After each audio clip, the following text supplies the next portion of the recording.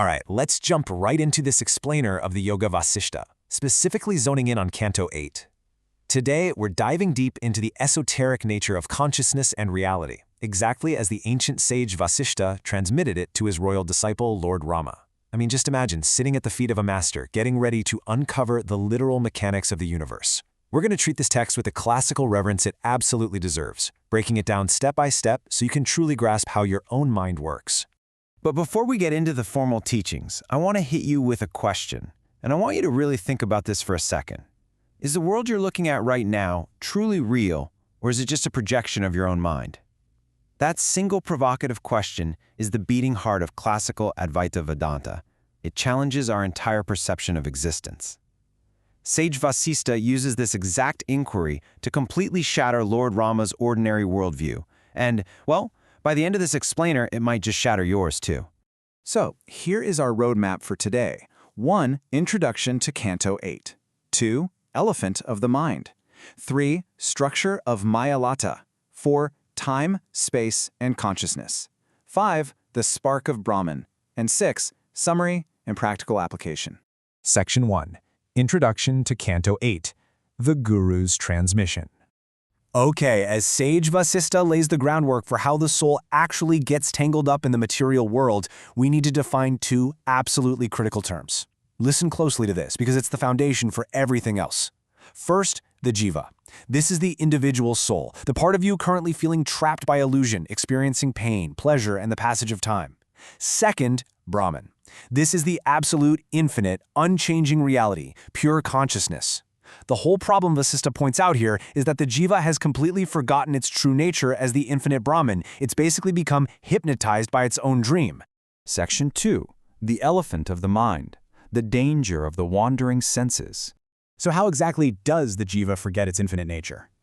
The Vasistha uses this incredibly vivid ancient metaphor.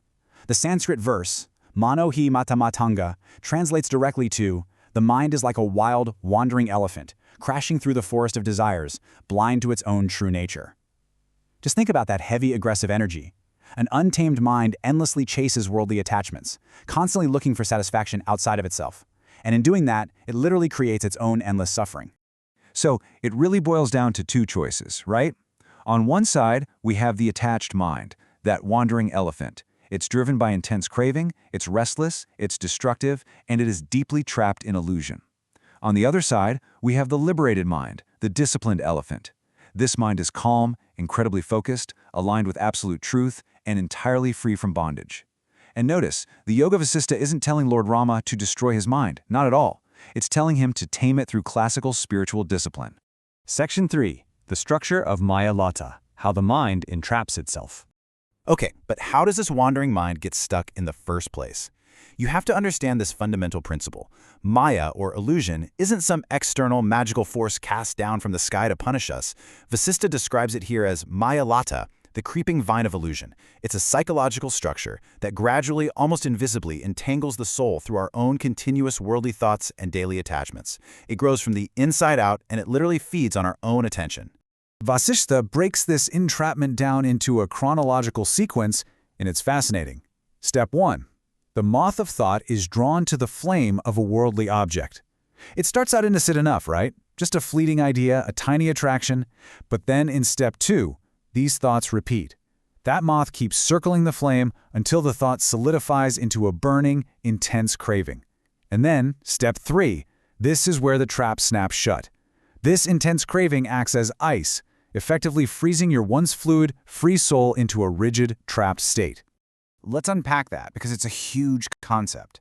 Craving is ice. It solidifies the infinite, formless consciousness into a rigid, limited ego. Think about it like water. Water naturally flows freely, right? But when it freezes, it loses its fluidity and becomes heavy and solid.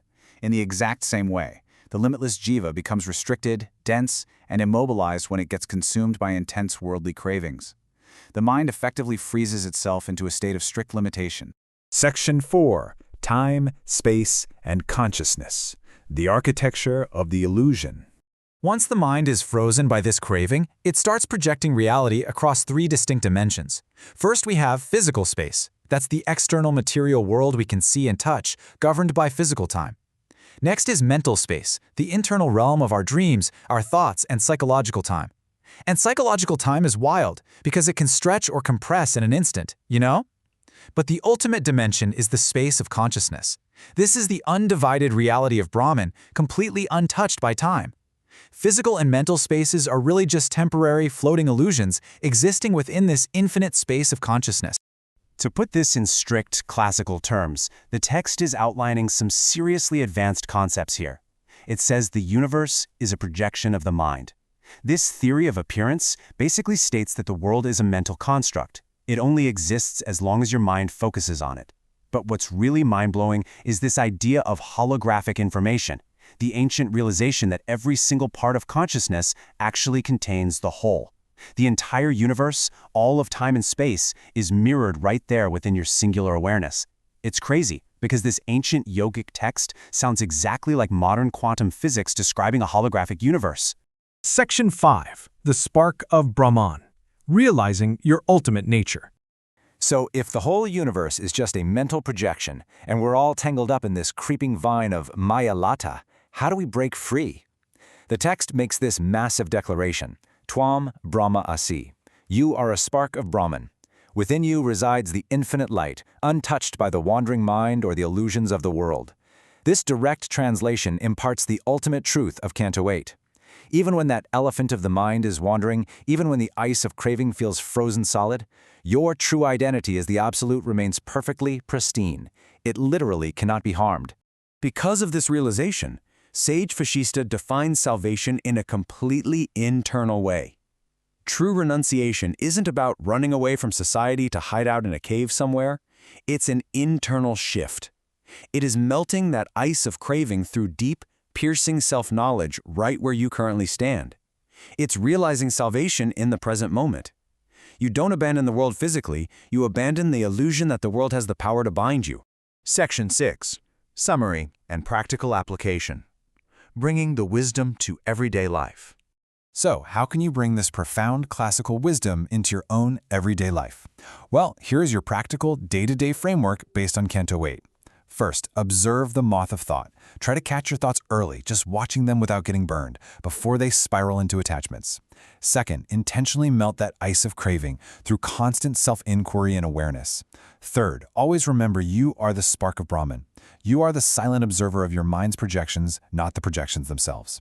And finally, tame the elephant of the mind with disciplined, steady focus. By applying these steps, you center yourself right back in ultimate truth. As we wrap up the epic teachings of Canto 8 and look ahead to the even deeper mysteries waiting for us in Canto 9, I want to leave you with this final, provocative thought to meditate on. If the universe is truly just a projection of the mind, who is the silent witness watching your thoughts right now? Sit with that for a while. Thank you so much for exploring this profound text with me today. Keep seeking and keep observing.